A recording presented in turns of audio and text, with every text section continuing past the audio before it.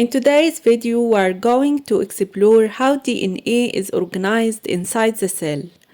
DNA is extremely long. In fact, if you stretched out the DNA from just one human cell, it would be about 2 meters long, but the nucleus of a cell is incredibly tiny. So how does all the DNA fit inside the nucleus? The cell solves this problem through multiple levels of DNA packaging.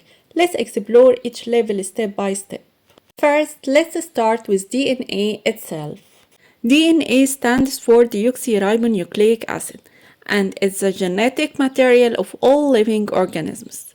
DNA is made of nucleotide base pairs. Adenine pairs with thymine, cytosine pairs with guanine. Structurally, DNA forms a double helix often described as a twisted ladder. But DNA alone is too long to fit inside the nucleus, so it needs help from special proteins. The first level of DNA packaging involves proteins called histones. Histones are positively charged proteins, which helps them bind tightly to negatively charged DNA. There are 4 main types of histones: H2A, H2B, H3, H4. 8 histone proteins come together to form a structure called a histone octamer.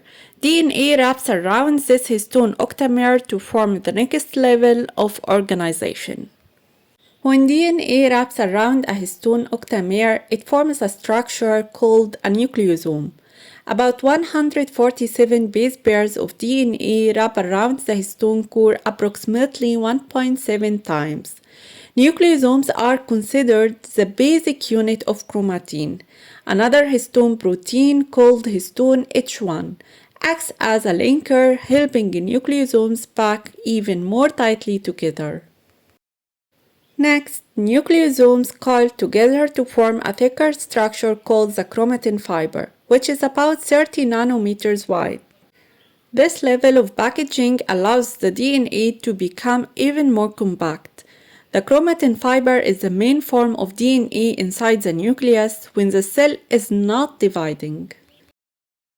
The chromatin fiber then forms large loops. These loops attach to proteins that help organize DNA inside the nucleus. As these loops coil even more tightly, they form supercoiled chromatin, creating a very dense structure. When a cell prepares to divide, chromatin becomes fully condensed into chromosomes. Chromosomes are the most compact form of DNA. Each chromosome has 2 important parts. Telomeres, these are protective caps at the ends of chromosomes that protect DNA from damage. Centromeres, this is the region that helps chromosomes separate correctly during cell division. All chromosomes are stored inside the cell nucleus. The nucleus acts like a control center for the cell. It protects the DNA and regulates cellular activities. Inside the nucleus, DNA exists as chromatin, which is made of DNA, histone proteins, and other associated proteins. Chromatin can exist in 2 main forms: euchromatin and heterochromatin. During mitosis, chromatin condenses into chromosomes to ensure proper segregation. The first type of chromatin is euchromatin.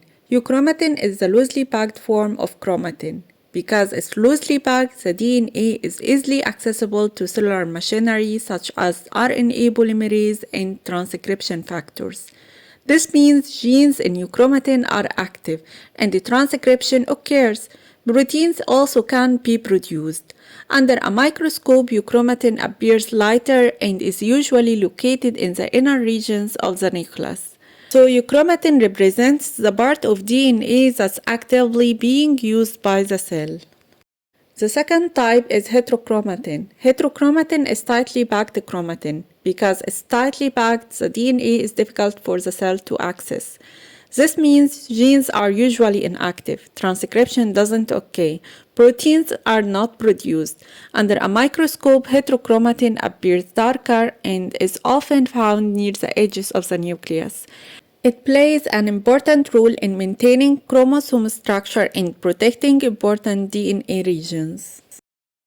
Let's quickly review how DNA is organized inside the cell. DNA is packed in several stages. DNA to nucleosome, to chromatin fiber, to chromatin loops, to supercoiled chromatin, to chromosome. This multi-level organization allows a very long DNA molecule to fit inside the nucleus while still functioning properly.